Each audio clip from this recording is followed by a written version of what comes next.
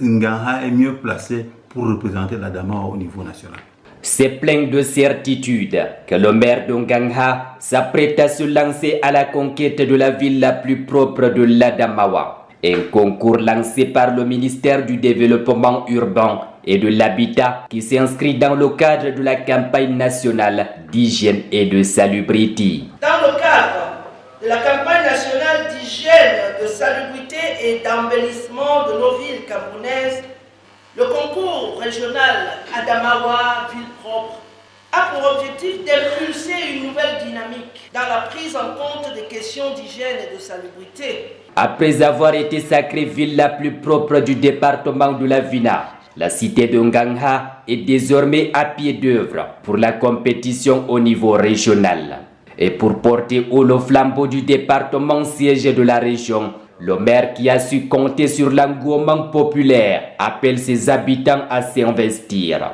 On n'a pas de radio, il n'y a pas de télévision, mais nous avons nos mégaphones, nous avons la pick-up de la mairie qui fait le tour de ville en disant allô, allô, voilà, le maire a besoin des femmes, le maire a besoin des jeunes. Et c'est comme ça que vous voyez les femmes sortir de partout, avec les balais, les machettes, et attendez que seulement les orientations et les instructions du maire.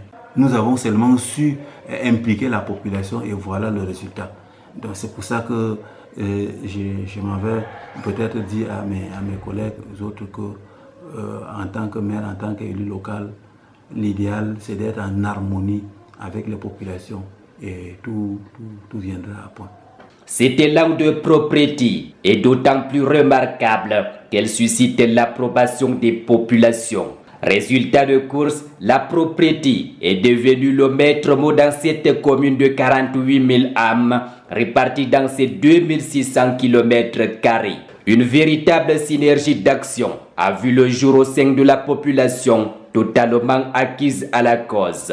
Avec l'appui du maire et la contribution de Sa Majesté le Bélaga de Ngangha et la population, on s'est bâti et on a travaillé réellement. C'était pas au hasard, on a franchement travaillé. Depuis qu'on a parlé de la ville propre, il s'est lancé dans les activités, le nettoyage de la ville. Il a acheté beaucoup de peintures à notre disposition. On a peint le bâtiment. On a arrangé les routes. Bon, on a aussi formé des jeunes brigadiers pour les saletés, pour faire la propriété dans la vue de Ngangha. Que ça soit encore, Ngangha gagne toujours, prend encore la volonté de travailler encore plus que ça. La commune de Ngangha ayant saisi l'implication positive que pouvait avoir l'embellissement sur le développement économique et social, mène à l'heure actuelle un véritable combat sur le front d'hygiène et de salubrité. Nous étions très écœurés du fait que les résultats soient proclamés très tôt. Parce que nous avions encore beaucoup d'idées à mettre en pratique. Nous avions encore beaucoup de choses à faire, beaucoup de talents à faire valoir au niveau de la ville de Ngangha. Mais malheureusement, le temps qui était imparti à ce résultat au niveau départemental était très court. Nous sommes donc très satisfaits que nous soyons retenus pour compétir au niveau régional. Nous allons donc avoir le temps et nous allons mettre sur pied toutes les stratégies que nous avions développées au niveau de la commune, comme au niveau de la chefferie, au niveau de la sous-préfecture et toutes les autres autorités qui ont bien voulu accompagner les populations avec.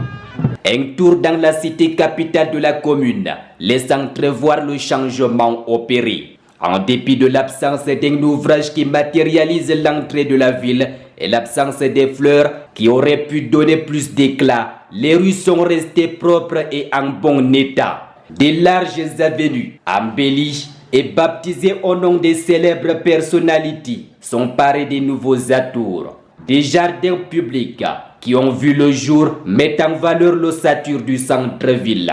Je pense que nous partons gagnants. Pourquoi? Parce que nous avons fait une voirie bien avant la campagne. Nous avons pensé à travers le BIP 2021 ouvrir d'abord des boulevards. Nous avons pensé Ngangha d'ici 2050. Il y a des carrefours que nous avons aménagé à notre manière. Vous allez vous rendre compte que presque tous les carrefours de Ngara sont faits par des pneus usés que nous avons recyclés. En dépit de la volonté affichée par l'exécutif municipal, la commune fait face à une insuffisance des équipements collectifs et des réseaux d'infrastructures, d'où l'appel lancé à l'endroit des pouvoirs publics. Donc, Ngara a des problèmes de route, de la lumière. En plus de cela, la dotation générale de la décentralisation, elle est une bouffée d'oxygène pour les communes de Ngara, mais il faut la revaloriser.